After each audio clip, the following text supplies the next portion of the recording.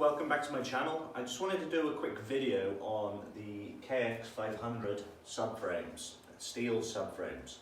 I've had some customers complain about the fitment issue.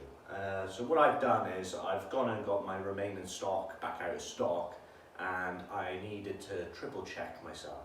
So at the moment, any subframe that is in stock, they have all been checked.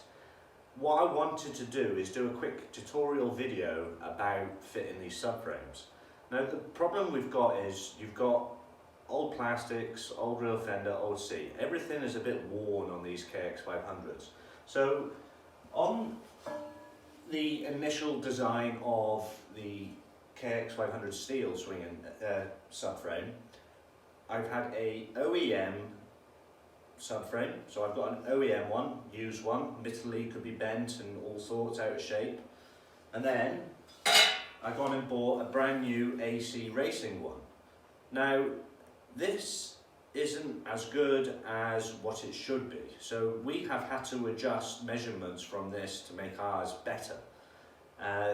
The problem you've got with these aluminium ones, you can see me here now, and I can push these in very easily with no tension. I can push these in here with no tension. I can pull these, push them in, pull them out. Simple.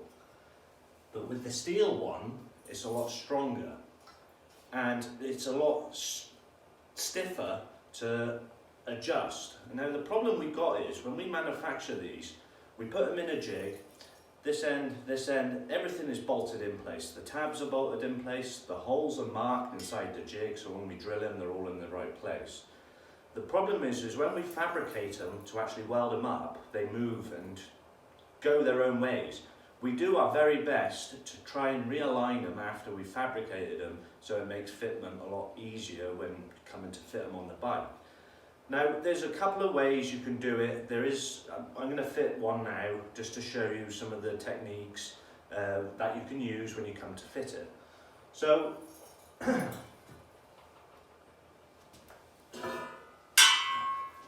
using a silver one here. Now, all I'm going to do is I'm going to fasten the top part first. So, if it all goes well,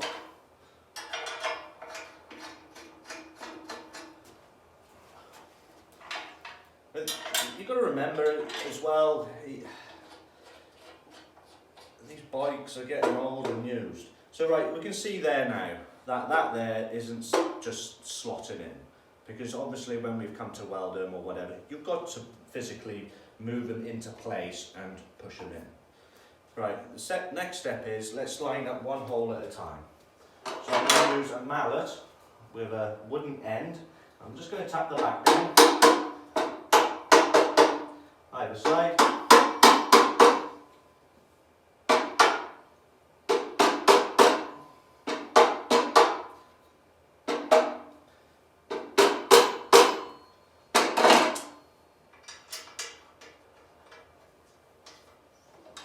So what I'm going to do here now, I'm not going to tighten this right up, and you want to make sure you use the shoulder bolts. And come to this side. I'm just going to do exactly the same as what I just done then. Push them out a bit. I'm going to put this in.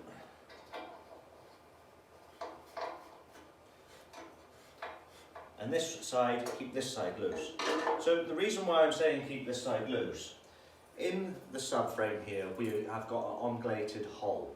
So you've got about 4 mil to adjust it. So if this back end is tilted a little bit like that end, we've got to pull this end up and this end down. So it's just ever so slight. What we're going to do is look down the bike to the crosshead to make sure it's somewhere square. So I'm going to look down the back of the bike, and I can see there now this side here wants to come up a smooch and this side wants to go down a smooch. So what I want to do is get the hammer.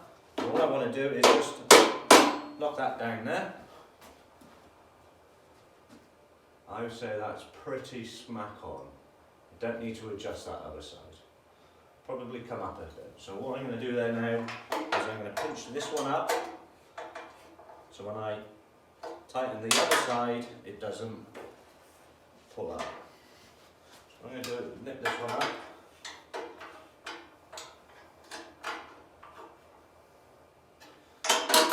And all I'm going to do there is just give this them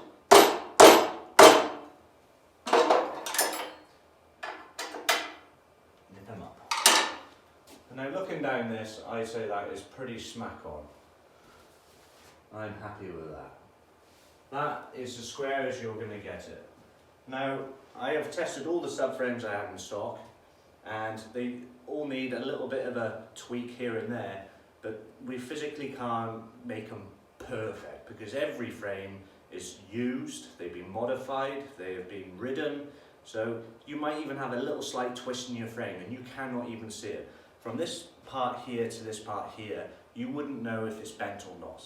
So it's very hard for us to just like, right, okay, yeah, send it back and we'll give you a full refund. We're not going to do that anymore because it's physically mad, because I've tested all the ones I've got in stock and they're all fine. And I think if you go and get yourself an AC racing alloy subframe, I think you'll find they're very much the same. Every frame is different. So I'm just giving just a quick overall of these subframes. So that's all I can say. Thanks for watching. Cheers.